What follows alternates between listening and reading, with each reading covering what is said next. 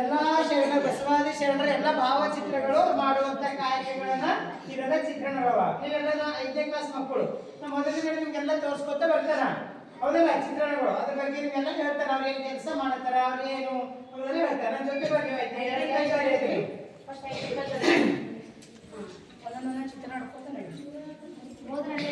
ನೋಡಿದ್ರೆ ಗೊತ್ತಾಗುತ್ತೆ ನಿಮ್ಗ ಏನ್ ಇವ್ರು ಯಾರು ಇಲ್ಲಿ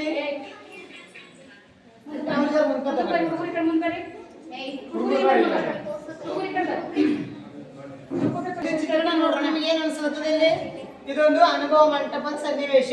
ಇವ್ರು ಯಾರು ಇಲ್ಲಿ ಮತ್ತೆ ಕುಂತರು? ಚಿತ್ರ ನೋಡ್ರಿ. ಯಾರು ನಮ್ಮ ಸ್ಕೂಲ್ದಾಗೆಲ್ಲ ವೇಷಭೂಷಣ ಸ್ಪರ್ಧೆ ಇದ್ದಾಗೆಲ್ಲ ನೀವು ಮಾಡಿದ್ರಲ್ಲ, ಇವ್ರು ಯಾರು? Very good. ಯಾರು ಇವ್ರು? ಇವ್ರು ಯಾರ? ಅಂದ್ರೆ ಅನುಭವ ಮಂಟಪದಲ್ಲಿ ಇಲ್ಲಿ ಜಾತಿ ಭೇದ ಏನು ಇರಲಿಲ್ಲ, ಗಂಡು ಹೆಣ್ಣು ಏನಿಲ್ಲ, ಪರಸ್ಪರ ಸಮನಾಗಿ. ಇದೊಂದು ಅನುಭವ ಮಂಟಪ ಅಂದ್ರೆ ಪಾರ್ಲಿಮೆಂಟ್ ಇದ್ದ, ಈ ಕಡೆ ಹೆಣ್ಣು ಮಕ್ಕಳು, ಈ ಕಡೆ ಗಂಡು ಮಕ್ಕಳು. ಇದು ಅನುಭವ ಮಂಟಪದಲ್ಲಿ ನಡೆದಂತ ಒಂದು ಸನ್ನಿವೇಶ. ಅಂದ್ರೆ ಇದ್ರ ಶೂನ್ಯ ಶ್ರೀನಿವಾಸರದ ಮೊದಲನೇ ಅಧ್ಯಕ್ಷರು ಅಲ್ಲಂ ಪ್ರಭುದೇವರಾಗಿರ್ತಾರ.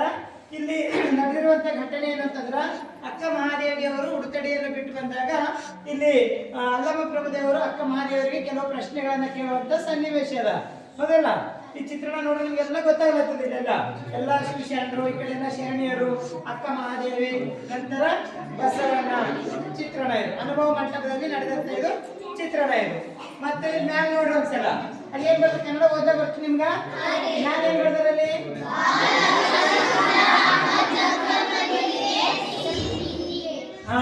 ಏನದ?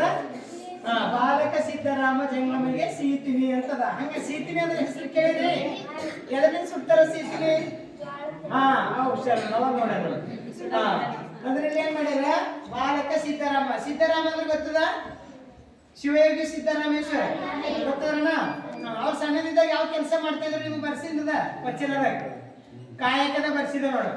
ಶಿವಯೋಗಿ ಸಿದ್ದರಾಮೇಶ್ವರ ಚಿಕ್ಕ ವಯಸ್ಸಿನಲ್ಲಿ ಇರ್ಬೇಕಾದ್ರೆ ಏನ್ ಕೆಲಸ ಮಾಡ್ತಿದ್ರು? ದನಗಳನ್ನ ಕಾಯ್ತಾ ಇದ್ರು ಅಂತ ಹೇಳಿದ್ರು, ಹೌದಲ್ಲ? ಅಂದ್ರೆ ಒಂದು ಕೆಳಗಿರುವಂತ ಸೀತಿನಿ ತೆನೆಗಳನ್ನ ಏನ್ ಮಾಡಿದ್ರೆ ಬಾಲಕ ಸಿದ್ದರಾಮ ಜಂಗಮರಿಗೆ ತಂದು ಕೊಟ್ಟಿರುವಂತ ಒಂದು ಸನ್ನಿವೇಶ. ನಂತರ ಇದು ಬರೀ ಎರಡನೇದೇನದಲ್ಲಿ ಅವ್ರೆಲ್ಲ ವೇಷಭೂಷಣ ಮಾಡುವಂತ ಈಗ ಆಕ್ಟಿಂಗ್ ಎಲ್ಲ ನೋಡ್ರಿ ಏನ್ ಅನ್ಸುತ್ತದಲ್ಲಿ? ಏನ್ ಮಾಡ್ತಾನೆ ಅನ್ಸುತ್ತದ? ನೃತ್ಯ ಮಾಡಿದಂಗ ಅನ್ಸುತ್ತದ. ಅವ್ರ ಕಾಯಕನೇ ಅದು. ಬಹುರೂಪಿ ಚೌಡವನೆಯವರ ಕಾಯಕನ ನೃತ್ಯವನ್ನ ಮಾಡೋದು ನೋಡಿ. ಕಾಲಲ್ಲಿ ಗೆಜ್ಜೆ, ಈ ಭರತನಾಟ್ಯ ಮಾಡ್ಬೇಕಾದ್ರೆ ಹೆಂಗೆಲ್ಲ ಯಕ್ಷಗಾನ ಮಾಡ್ತಾರಲ್ಲ ಆ ರೀತಿ ಅವ್ರ ಕೈ ಆವ ಭಾವ. ಮತ್ತೆ ಬಾಜು ಡೋರ್ ಹೊಡಿತಾ ಇದಾರೆ. ಹೊಡಿಬೇಕಾದ್ರೆ ಡೋರ್ ಬೇಕಲ್ಲ, ಬಾಸ್ಲ ಬೇಕಲ್ಲ. ಅವ್ರದವ್ರ ಇದು ಮಾಡ್ತಾರೇನ? ಹಾಗಾಡ್ಕೊತ ಕೊಡ್ತಾರೆ. ಇಲ್ಲ, ಬಾಜು ಏನಂದ್ರೆ ಡೋರನ್ನ ಮಾಡಿಸ್ತಾ ಇದಾರ. ಇಲ್ಲಿ ಬಹುರೂಪಿ ಚೌಡನವ್ರು ಏನ್ ಮಾಡ್ತಾ ಇದಾರ? ನೃತ್ಯವನ್ನ ಮಾಡ್ತಾ ಇದ್ದಾರ. ನಂತರ ಮುಂದೆ ಬರೋದು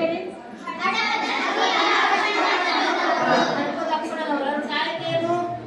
ಕ್ಷೌರಿಕ. ಕ್ಷೌರಿಕ ಅಂದ್ರೆ ಏನು? ದಾಳಿ ಮಾಡೋದು, ಕಟಿಂಗ್ ಮಾಡೋದು, ಇವೆಲ್ಲ ನೋಡ್ತಿರಲ್ಲ. ಹಡಪದವ್ರ ಕೆಲಸ ಅದು. ಹಡಪದ ಹಾಕೊಂಡವ್ರ ಅವ್ರ ಕಾಯಕೇನ ನೋಡಿ. ಅವ್ರ ಕೈಯಾಗೆಲ್ಲ ವಸ್ತ್ರಗಳವ, ತೆಲಿಗೆ ಮಾಡೋದು ಅವೆಲ್ಲ ಇದು. ಅವ್ರ ಕಾಯಕೇನು? ಕ್ಷೌರಿಕ ಅಂದ್ರೆ ಕಟಿಂಗ್ ಮಾಡೋದು. ನಂತರ ಮುಂದೆ ಬರೀರಿ ಜಗಜ್ಯೋತಿ ಬಸವಣ್ಣನವರು. ಇದು ಯಾರ ಚಿತ್ರ ಅದ? ಇದು ಬಸವಣ್ಣನವರ ಭಾವಚಿತ್ರ. ಕೆಳಗಡೆ ಒಂದು ವಚನ ಕೊಟ್ಟಿರೋದು ಏನು? ಕಲ್ಯಾಣವೆಂಬ ಪ್ರಣತೆಯಲ್ಲಿ ಭಕ್ತಿ ರಸವೆಂಬ ತೈಲವನ್ನೆರೆದು ಆಚಾರವೆಂಬ ಭಕ್ತಿಯಲ್ಲಿ. ಇದು ವಚನ ಕೇಳಿರಿ ನೀವೆಲ್ಲ? ಯಾರ ವಚನ ಇದು? ಅಲ್ಲ, ಕೆಳಗಡೆ ಬಂದಿರ್ತದೆ ಯಾರ್ದು? ವಚನ. ನಂತರ ಈ ಕಡೆ ಬರೀ ಇದು ಯಾರ ಚಿತ್ರ? ಇದು ಅಕ್ಕ ಮಹಾದೇವರ ಹುಟ್ಟು ಯಾವುದು? ಅಕ್ಕ ಮಹಾದೇವರ ವಚನ ಅಂಕಿತ ಯಾವ್ದದ? ಯಾವ್ದಾರ ಒಂದು ವಚನ ಹೇಳ್ಬೋದು ಅಕ್ಕ ಮಹಾದೇವರದು? ಯಾವ್ದು ವಚನ? ಹೇಳು. ಸಜ್ಜನರಾಗಿ ಮಜ್ಜನ ಕೆರವೆ ಶಾಂತರಾಗಿ ಪೂಜೆಯ ಮಾಡುವೆ. ಇದು ವಚನ ಯಾಕದ? ಅಕ್ಕ ಮಹಾದೇವಿಯವರು. ಅಕ್ಕ ಮಹಾದೇವಿಯವರು ಚೆನ್ನಮಲ್ಲಿಕಾರ್ಜುನನ ಅಂಕಿತ ನಾಮವನ್ನು ಇಟ್ಕೊಂಡು ಅವರು ಹಲವಾರು ವಚನಗಳನ್ನ ರಚನೆ ಮಾಡಿದ್ದಾರೆ. ಅವರು ಮೈ ಮೇಲೆ ಬಟ್ಟೆ ಇರಲಿಲ್ಲ, ತನ್ನ ದೇಹದ ಕೂದಲಿನ ತಲೆಯ ಕೂದಲಿನಿಂದ ತನ್ನ ದೇಹವನ್ನ ಮರೆಮಾಚಿಕೊಂಡು ಇವರು ಉಡುತಡಿಯಿಂದ ಬಂದಿರುವಂತವ್ರು. ನಂತರ ಮುಂದೆ ಬರಿ ಇಲ್ಲಿ ಶಿವಯೋಗಿ ಸಿದ್ದರಾಮೇಶ್ವರ. ನಂತರ ಇಲ್ಲಿ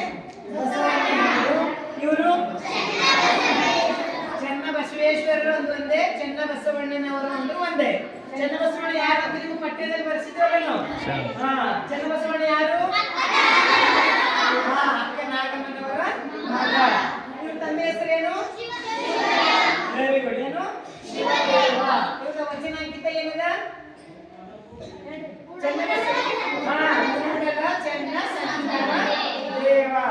ಮಂಡೆ ಮಾಡಿಸಿದರೆ ಮಹಾಮಜ್ಜನ ಮಾಡುವುದು, ವಸ್ತ್ರಗಳ ಮಾಡಿಸಿದರೆ ಮಡಿವಾಳ ಇಕ್ಕುವುದು ಅಂತ ವಚನ ಬರ್ತದೆ.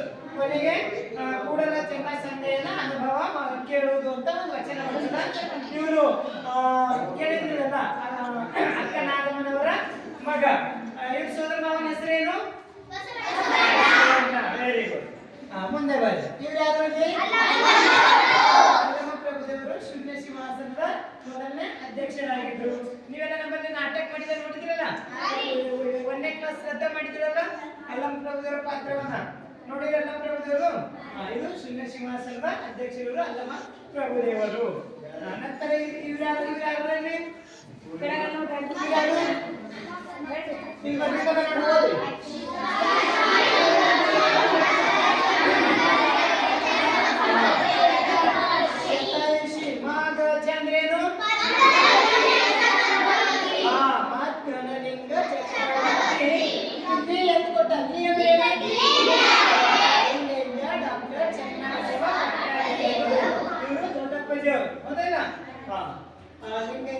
ಚನ್ನಬಸವ ಪಟ್ಟದೇವರು. ಇವರು ಶತಾಯುಷಿ ಅಂತ ಯಾಕೆ ಬರ್ತಾರೆ ಇಲ್ಲಿ?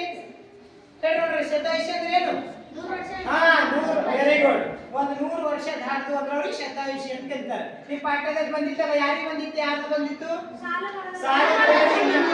ಶತಾಯುಷಿ ಸಾಲು ಮರದಲ್ಲಿ ಮಕ್ಕಳು ಬಂದಿತ್ತಲ್ಲ, ಇವರು ಈ ಭಾರತೀಯ ಮಠದ ಮೊದಲನೇ ದೊಡ್ಡ ಗುರುಗಳು ಚನ್ನಬಸವ ಪಟ್ಟದೇವರು. ಇವ್ರ ನಂತರ ಯಾರು ಗುರುಗಳು? ಈಗ ಪೂಜ್ಯ ಶ್ರೀ ನಾಡೋಜ ಅವ್ರ ನಂತರ ಮತ್ತೊಬ್ರು ಗುರುಗಳೆಲ್ಲ ಸಣ್ಣವರು.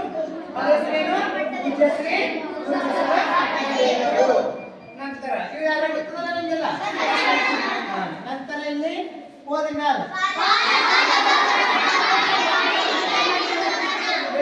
ಏನು ಬಿಟ್ಟು ಬರೋದಲ್ಲಿ ಎಷ್ಟನೇ ವಯಸ್ಸಿನ ಬರ್ತಾರೆ ಬಸವಣ್ಣನವರು? 8ನೇ ವಯಸ್ಸಿನ. ಯಾವ ಕಾರಣಕ್ಕಾಗಿ ಬರ್ತಾರ? ಅದ್ರ ಕಡೆ ಬರ್ತಾರ ಬಸವಣ್ಣನವ್ರ ಮನೆ ಬಿಟ್ಟು? ಬೇರೆ ಬೇರೆ ಧರ್ಮದಲ್ಲೆಲ್ಲ ಸಂಸ್ಕಾರ ಕೊಡ್ತಾರಲ್ಲ, ಹಂಗ ಅವಾಗ ಬ್ರಾಹ್ಮಣ ಪದ್ಧತಿಯಲ್ಲಿ ಅಲ್ಲಿ 8 ವರ್ಷ ಆದ ನಂತರ ಆ ಬ್ರಾಹ್ಮಣ ಪದ್ಧತಿ ಏನಿತ್ತು, ಜನ್ವಾರ ಹಾಕುವಂತ ಸಂಸ್ಕಾರ ಇತ್ತು. ಅವಾಗ ಇದಕ್ಕಿಂತ ದೊಡ್ಡ ಬಸವಣ್ಣನ ಅಕ್ಕನ ಹೆಸರು ಏನಿತ್ತು? ಏನಿತ್ತು? ಇವ್ರ ತಂದೆ ಏನ್ ಮಾಡಿದ್ರು, ಬಸವಣ್ಣನವರಿಗೆ ನಿನಗೆ 8 ವರ್ಷ ಆಗ್ಯದ, ನಿನಗ ಈ ಒಂದು ಜನ್ವಾರ ಹಾಕುವಂತ ಸಂಸ್ಕಾರ, ಉಪನಯನ ಸಂಸ್ಕಾರವನ್ನ ನಿನಗೆ ಕೊಡ್ಬೇಕು ಅಂತ ಹೇಳಿದಾಗ ಬಸವಣ್ಣನವ್ರು ಏನಂತಾರ, ನನಗಿಂತ ದೊಡ್ಡವಳು ಅಕ್ಕಳ, ಅವರಿಗೆ ಇದು ಕೂಡಿ ಇದು ಸಂಸ್ಕಾರ ಮೊದಲು ಮಾಡಿ ನಂತರ ನಾ ತಗೋತಾ ಅಂತ ಹೇಳ್ತಾರೆ. ಅವಾಗ ಇಲ್ಲ, ನಾವೆಲ್ಲ ನನಗಿಂತ ದೊಡ್ಡ, ಅದು ಅವಾಗ ಏನ್ ಹೇಳ್ತಾರೆ ಅವ್ರ ತಂದೆ, ಹೆಣ್ಮಕ್ಳಿಗೆ ಕೂಡ ಬರಲ್ಲ, ಇದು ಗಂಡ್ಮಕ್ಳಿಗೆ ಮಾತ್ರ ಈ ಸಂಸ್ಕಾರವನ್ನು ಕೂಡ ಬರ್ತಂದಾಗ ಇಲ್ಲ ನಾ ಅವ್ರಿಗೆ ಕೊಟ್ಟೆ ನಾ ತಗೋತಾ ಅಂತ ತಿಳ್ಕೊಂಡು ಹೇಳ್ತಾರೆ ಬಸವಣ್ಣನವರು. ಅವಾಗ ಏನಾಯ್ತು ಅಂದ್ರ, ನೀ ತಗೊಂಬರ ಇದು ಸಂಸ್ಕಾರ, ನೀ ಉಪನಯನ ಸಂಸ್ಕಾರ ಜನ್ವಾರ ನೀ ಹಾಕೊಳ್ಳಲ್ಲ ಅಂತಂದ್ರ ನಮ್ಮ ಮನೆಗೆ ನೀನು ಜಾಗ ಇಲ್ಲ, ನೀ ಹೋಗು ಅಂತಂದಾಗ ಅವಾಗ ಬಸವಣ್ಣನವ್ರು ಏನ್ ಮಾಡ್ತಾರ, ತಮ್ಮ 8ನೇ ವಯಸ್ಸಿನಲ್ಲಿ ಎಲ್ಲಿಂದ ಬರ್ತಾರ? ಇವ್ರು ಹುಟ್ಟೂರು ಯಾವುದು? ಭಾಗ್ಯವಾಡಿಯನ್ನ ಬಿಟ್ಟು ಬಂದ್ಬಿಡ್ತಾರ. ಬರ್ತಾರ ಬಾಲಕ ಬಸವಣ್ಣ ಭಾಗ್ಯವಾಡಿಯಿಂದ ಅಲ್ಲಿಂದ ಬಿಟ್ಟು ಬಂದ್ಬಿಡ್ತಾರ. ಎಲ್ಲಿ ಬರ್ತಾರ? ಅಲ್ಲಿಂದ ಬಿಟ್ಟು ಎಲ್ಲಿ ಬರ್ತಾರ? ಅಲ್ಲಿಂದ ನೋಡ್, ಇದು ಅಪ್ಪಾಜಿಯವರ ಪೂಜೆ ಮಾಡ್ಕೊಂತ ಕೋಣೆದ ಒಳಗಿಡ ಆನಂದ್ ನೋಡ್ರಿ ಪೂಜೆ ಮಾಡ್ಕೊತಾರ. ನಂತರ ಇಲ್ಲಿ ನೋಡಿ ಶ್ರೀ ಅಜಗಣ್ಣ ಪ್ರಭುದೇವರು. ಇಲ್ಲಿ ಪ್ರಭುದೇವರು ಯಾರ? ಇಲ್ಲಿ ಪ್ರಭುದೇವರು ಯಾರ ಈ ಚಿತ್ರದಾಗ? ಇವರು ಮುಕ್ತಾಯಕ್ಕಂದ್ರೆ ಯಾರು? ಅಲ್ಲಿ. ನಂತರ ಇಲ್ಲಿ ಅಜಗಣ್ಣ. ಇದು ಸನ್ನಿವೇಶ. ಮತ್ತೆ ಇಲ್ಲಿ ಯಾರ ಹೆಸರು?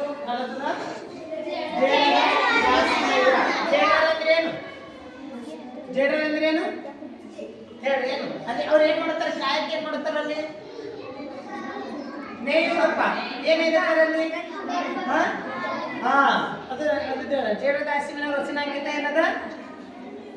ಜೇಡರ ದಾಸಮಯನ ವಚನಾಂಕಿತ ರಾಮನಾಥ ಕಲಿಯ ನಿತ್ತಡವಲ್ಲೇ ಸಿರಿಯ ನಿತ್ತಡವಲ್ಲೇ ಹಿರಿದಪ್ಪ ರಾಜ್ಯವ ನಿತ್ತಡವಲ್ಲೇ ನಿಮ್ಮ ಶರಣರ ಸುಳ್ಳುಡಿಯ ಒಂದು ಅರಗಳಿಗೆ ನಿತ್ತಡೆ ನಿಮ್ಮ ನಿತ್ಯ ಕಾಣ ರಾಮನಾಥ ಅಂತ ವಚನದಲ್ಲ ಕೊನೆಗಿರೋ ವಚನ ಅಂಕಿತ ಏನು ರಾಮನಾಥ. ಆ ರಾಮನಾಥ ಅನ್ನುವಂಥ ಅಂಕಿತ ನಾಮ ಇಟ್ಕೊಂಡು ವಚನಗಳನ್ನು ಹಲವಾರು ವಚನಗಳನ್ನು ಇವರು ರಚನೆ ಮಾಡಿದ್ದಾರ. ನಂತರ ಇಲ್ಲಿ ಕೆಳಗಡೆ ಒಂದು ಚಿತ್ರ ಅದ ಇವರು ಕೆಲಸ ಕಾಯಕ ಏನು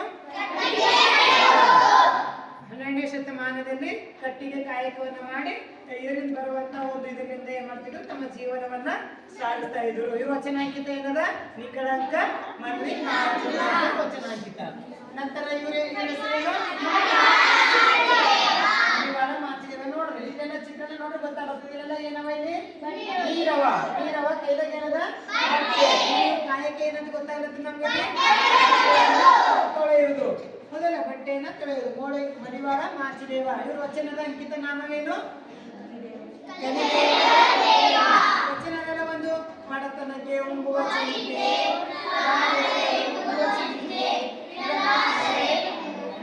ವಚನ ಬರ್ತದೆ. ಹೆಣ್ಣಿರಾದರೆ ಮಕ್ಕಳ ಚಿಂತೆ ಮಕ್ಕಳಾದರೆ ಬದುಕಿನ ಚಿಂತೆ ಬದುಕಾದರೆ ಕೇಳಿನ ಚಿಂತೆ ಹೀಗೆ ಹಲವಾರು ಮಡಿವಾಳ ಮಾಚಿದೇವರು ಕಲಿದೇವರ ದೇವ ಅನ್ನುವಂಥ ಒಂದು ವಚನಾಂಕಿತದಿಂದ ಹಲವಾರು ವಚನಗಳನ್ನು ರಚನೆ ಮಾಡಿ 12ನೇ ಶತಮಾನದಲ್ಲಿ ಬಟ್ಟೆಯನ್ನ ತೊಳೆಯುವಂತ ಕಾಯಕವನ್ನ ಮಾಡಿ ನಮ್ಮ ಜೀವನವನ್ನ ಸಾಗಿಸ್ತಾ ಇದ್ರು. ನಂತರ ಇದು ಚಿತ್ರಣ ಯಾವುದು ಇದು ನೀವು ಹೊಸ ಹೆಸರನ್ನ ಕೇಳ್ತಾ ಇದ್ದೀರಿ ಅದಲ್ಲ ಮೊದಲೆಲ್ಲ ನೀವು ಕೇಳಿಲ್ಲ. ಹಾವಿನಾಳ ಕನ್ನಯ್ಯ ಅಂತಂದ್ರೆ ಇವರು ಏನ್ ಮಾಡ್ತಾ ಇದ್ದಾರೆ ಅವರು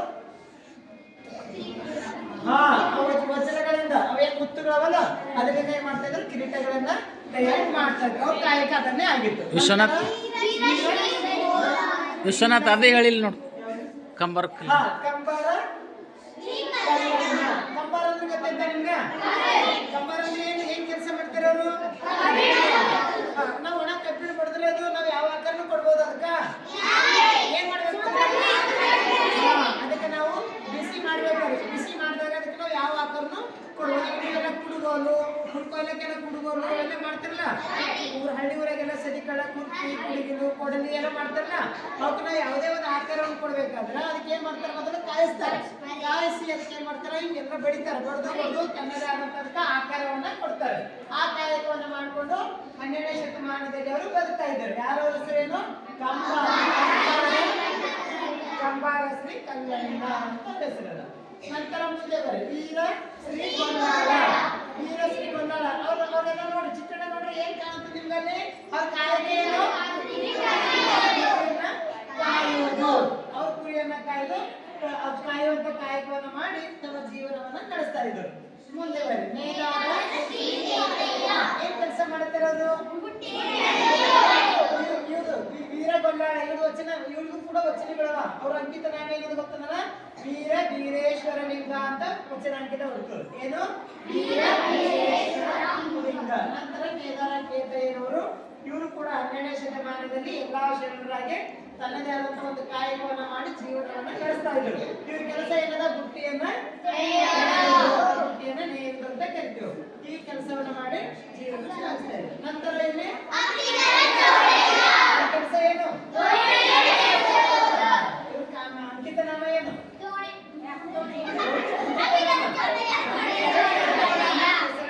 ಅಂಕಿತ ನಾಮವನ್ನ ಇಟ್ಕೊಂಡು ಇವರು 12ನೇ ಶತಮಾನದಲ್ಲಿ ದೋಣಿಯನ್ನು ನಡೆಸುವಂತ ಕಾಯಕವನ್ನ ಮಾಡ್ತಾರೆ. ವಚನ ಬರ್ತದೇನಾ ಅಮೇರ ಜೋಡಿಯ ವಚನ ಬರ್ತದ ಹೆಣ್ಣು ಯಾವ್ದಾರ ಕಟ್ಟಿದ ಲಿಂಗವನ್ನು ಬಿಟ್ಟು ಬೆಟ್ಟದ ಲಿಂಗಕ್ಕೆ ಹೋಗಿ ಹೊಟ್ಟೆ ಅಡಿಯಾಗಿ ಬಿಡು. ಆ ಹೊಟ್ಟೆ ಮೂಲ ಕಂಡರೆ ಮೆಟ್ಟಿದ ಎಡಪಾದ ರಕ್ಷ ತೆಗೆದುಕೊಂಡು ಲಟ್ಟಲಟ್ಟಿನ ಹೊಡೆಯಂದಾತ ನಮ್ಮ ಅಂಬಿಗರ ಚೌಡಯ್ಯ ಅಂತ ಈ ವಚನ ಬರ್ತವೆ. ಸಾಕಷ್ಟು ವಚನಗಳನ್ನು ಇವರು 12ನೇ ಶತಮಾನದಲ್ಲಿ ವಚನಗಳನ್ನ ರಚನೆ ಮಾಡಿದ್ದಾರೆ. ಇಷ್ಟು ನಂತರ ಮನ್ಮಥ ಸ್ವಾಮಿ ಇವರು ಮಹಾರಾಷ್ಟ್ರದಿಂದ ಬಂದವರು. ಇವರು ಕೂಡ 12ನೇ ಶತಮಾನದಲ್ಲಿ ಇರುವಂತೊಬ್ಬರು ಶರಣರು. ನಂತರ ಷಣ್ಮುಖ ಶಿವಯೋಗಿ ಯಾರು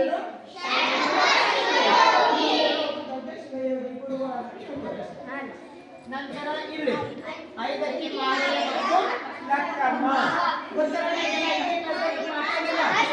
ಯಾವ ವಚನ ಹೇಳ್ತಾರೆ ವಚನ ಆಸೆ ಎಂಬುದು ಅರಸನಲ್ಲದೆ ಶಿವಭಕ್ತರಿಗೆ ಉಂಟೆ ಈಗ ರೋಷ ಎಂಬುದು ಯಮದೂತರಿಗಲ್ಲದೆ ಅಜಾತರಿಗೆ ಉಂಟೆಯ ಈಸಕ್ಕೆ ಆಸೆ ನಿಮಗೆ ಈಶ್ವರನಪ್ಪ ಮಾರಯ್ಯ ಪ್ರಿಯ ಮರೇಶ್ವರ ಲಿಂಗಕ್ಕೆ ದೂರ ಮಾರಯ್ಯ. ಈ ವಚನ ಯಾಕೆ ಹೇಳಿದ್ರೆ ಇದಕ್ಕೆ ಇಲಕ್ಕಮ್ಮನವರು ಗೊತ್ತದ ನಿಮ್ಗ? ಇವರಿಬ್ರು ಏನ್ ಮಾಡ್ತಾ ಇದ್ರು 12ನೇ ಶತಮಾನದಲ್ಲಿ ಅಲ್ಲಿ ಏನ್ ಮಾಡ್ತಾ ಇದ್ರು ಅನುಭವ ಮಂಟಪದಲ್ಲಿ ಇವ್ರು ಕಾಯಕೇನು ಅಕ್ಕಿಯನ್ನ ಆಯುವಂತ ಕಾಯಕ ಇವರು ಹೌದಲ್ಲ. ಅಕ್ಕಿಯನ್ನ ಇಬ್ರು ಅಲ್ಲೇ ಅನುಭವ ಮಂಟಪದಲ್ಲಿ ಅಕ್ಕಿಯನ್ನ ಆಯ್ದು ತಮ್ಮ ಕಾಯಕವನ್ನ ಮಾಡ್ತಾ ಇದ್ರು. ಹಿಂಗೆ ಒಂದ್ಸಲ ಏನ್ ಮಾಡಿದ್ರು ಐದಕ್ಕಿ ಮಾರಯ್ಯನವ್ರು ಏನ್ ಮಾಡಿದ್ರು ಒಂದ್ಸಲ ದಿನ ತರ್ತಾ ಇದ್ರು ಅಕ್ಕಿಯನ್ನ ಆಯ್ದು. ಅವ್ರಿಗೆ ಎಷ್ಟು ಬರ್ತಿತ್ತು ಅವ್ರ ಪಾಲಿಗೆ ದಿನ ಊಟಕ್ಕೆ ಬೇಕಲ್ಲ ಅಕ್ಕಿ ದಿನ ತರ್ತಾ ಇದ್ರು. ಎಷ್ಟು ಬೇಕು ಒಂದ್ ದಿನಕ್ಕೆ ಇವತ್ತಿನ ದಿನಕ್ಕೆ ಎಷ್ಟು ಬೇಕು ಅಷ್ಟೇ ದಿನ ತರ್ತಾ ಇದ್ರು.